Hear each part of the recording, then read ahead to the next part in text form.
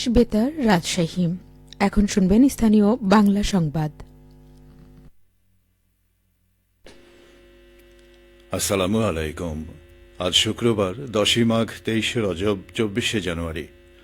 বাংলাদেশ বেতার রাজশাহী। স্থানীয় সংবাদ পড়ছি মাহমুদ শওকত। রাজশাহী বিশ্ববিদ্যালয়ের ইসলামের ইতিহাস ও সংস্কৃতি বিভাগের ইসলামের ইতিহাস অ্যালামনাই অ্যাসোসিয়েশনের ৫ম সম্মেলন শুরু হয়েছে। গতকাল ড মোহাম্মদ শহীদুল্লাহ একাডেমিক ভবনের সামনের চত্বরে 2 দিনব্যাপী এই সম্মেলনের উদ্বোধন করেন উপাচার্য প্রফেসর সালেহ হাসান নকিব। এই সময় উপ উপাচার্য প্রফেসর মোহাম্মদ মাইনুদ্দিন, মোহাম্মদ ফরিদউদ্দিন খান সহ বিভাগের শিক্ষক ও সম্মেলনে অংশগ্রহণকারী শিক্ষার্থীবৃন্দ উপস্থিত ছিলেন। সম্মেলনে অংশগ্রহণকারীগণ বর্ণাঢ্য র্যালি সহ ক্যাম্পাস প্রদক্ষিণ করে। এরপর শহীদ তাজউদ্দিন আহমদ সিনেট ভবনে অনুষ্ঠিত হয় সম্মেলনের বক্তৃতা পর্ব। এই আয়োজনে ছিল স্মৃতিচারণ, সাংস্কৃতিক অনুষ্ঠান। এসো দেশ বদলায় পৃথিবী বদলায় এই প্রতিপাদ্যকে সামনে রেখে রাজশাহীর পুঠিয়া উপজেলা প্রশাসনের আয়োজনে তারুণ্যের ভাবনায় আগামীর বাংলাদেশ শীর্ষক কর্মশালা অনুষ্ঠিত হয়েছে। গতকাল পুঠিয়া উপজেলা পরিষদ হলরুমে এই কর্মশালায় উপস্থিত ছিলেন পুঠিয়া উপজেলা নির্বাহী অফিসার AKM নূর হোসেন নির্ঝর, উপজেলা প্রকৌশলী ইঞ্জিনিয়ার পারভেজ নেওয়াজ খান সহ বিভিন্ন স্কুলের ছাত্রছাত্রীবৃন্দ। তারুণ্যের উৎসব উদযাপনের লক্ষ্যে স্কুল কলেজের শিক্ষার্থীদের অংশগ্রহণে বিতর্ক প্রতিযোগিতা, রচনা প্রতিযোগিতা, তারুণ্যের উৎসব সংক্রান্ত আলোচনা সভা অনুষ্ঠিত হয়। রাজশাহীর পবা উপজেলার দলিল লেখকদের পেশাগত দক্ষতা বৃদ্ধি, স্বচ্ছতা, জবাবদিহিতা ও কর্মসেবার মানোন্নয়নের লক্ষ্যে অভ্যন্তরীণ প্রশিক্ষণ কর্মশালা অনুষ্ঠিত হয়েছে। গতকাল পবা উপজেলা সাব রেজিস্ট্রারের কার্যালয় এই প্রশিক্ষণ কর্মশালার আয়োজন করে। কর্মশালায় প্রধান অতিথি ছিলেন জেলা রেজিস্ট্রার মোহাম্মদ আব্দুর রকিব সিদ্দিক। উপজেলা সাব রেজিস্ট্রার আয়েশা সিদ্দিকার সঞ্চালনায় প্রশিক্ষক হিসেবে উপস্থিত ছিলেন তানোর উপজেলা সাব রেজিস্ট্রার ইয়াসির আরাফাত, দুর্গাপুর উপজেলা সাব রেজিস্ট্রার মোহাম্মদ নাজমুল হোসাইন ও পুঠিয়া উপজেলা সাব রেজিস্ট্রার মোহাম্মদ মোস্তাফিজুর রহমান। কর্মশালায় পবা উপজেলা দলিল লেখক সমিতির সদস্যরা অংশগ্রহণ করেন। গত আগস্টে ছাত্র জনতার আন্দোলন চলাকালে বগুড়ায় আন্দোলনকারী ছাত্র জনতার উপর হামলা চালিয়ে এলোপাতাড়ি গুলি ও ককটেল বিস্ফোরণের অভিযোগে শেখ হাসিনা ও ওবায়দুল কাদের সহ ৩৬৬ জনের নামে বগুড়া সদর থানায় মামলা দায়ের করা হয়েছে।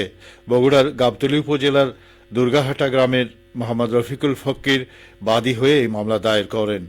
মামলার এজাহারে বলা হয়েছে, গত বছরের 4 আগস্ট স্বৈরাচার সরকারের পতনের এক দফা দাবিতে ছাত্র জনতার একটি মিছিল বগুড়া শহরের কাঁঠালতলায় এলে শেখ হাসিনা নির্দেশে অন্যান্য আসামিরা পরস্পর যোগসাজশে আগ্নেয়াস্ত্র, ককটেল, শর্টগান, দেশীয় ধারালো অস্ত্র দিয়ে মিছিলে হামলা চালায়। তাদের ছোড়া গুলিতে অনেক ছাত্র জনতা আহত হয়। এ সময় টুলু ফকির ও তার ছেলেকে হত্যার উদ্দেশ্যে ছাত্র জনতাকে লক্ষ্য করে গুলি ছুঁড়লে তার ছেলেসহ অন্যরা গুরুতর আহত হয়। নাটোরে শীতার্ত মানুষের মাঝে 200 কম্বল বিতরণ করেছে ইঞ্জিনিয়ার্স ইনস্টিটিউশন বাংলাদেশ নাটোর উপকেন্দ্র। গতকাল LGED অফিস চত্বরে আয়োজিত অনুষ্ঠানে প্রধান অতিথি ছিলেন Bangladesh engineering university of science and টেকনোলজির ভাইস চ্যান্সেলর ব্রিগেডিয়ার জেনারেল প্রকৌশলী মোহাম্মদ মিজানুজ্জামান। উপস্থিত ছিলেন IEB নাটোর উপকেন্দ্রের সভাপতি রেজাউর রহমান এবং সাধারণ সম্পাদক কামরুল হাসান সরকার।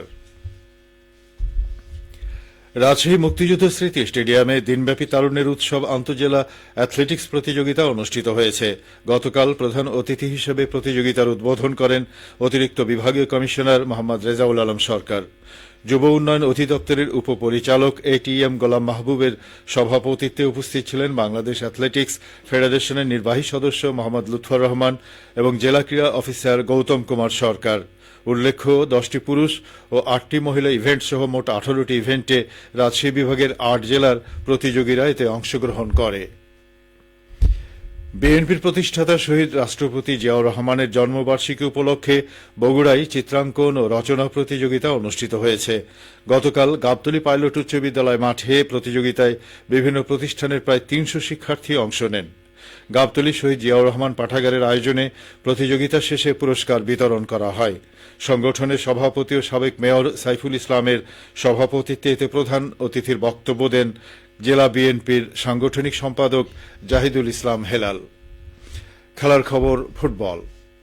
নওগাঁয় তারুণ্যের উৎসব 2025 উপলক্ষে অনূর্ধ্ব 17 বালক ও বালিকা জাতীয় গোল্ড কাপ ফুটবল টুর্নামেন্টের জেলা পর্যায়ের ফাইনাল খেলা অনুষ্ঠিত হয়েছে। গতকাল বিকেলে জেলা স্টেডিয়াম মাঠে সমাপনী অনুষ্ঠানে প্রধান অতিথি ছিলেন জেলা প্রশাসক মোহাম্মদ আব্দুল আওয়াল।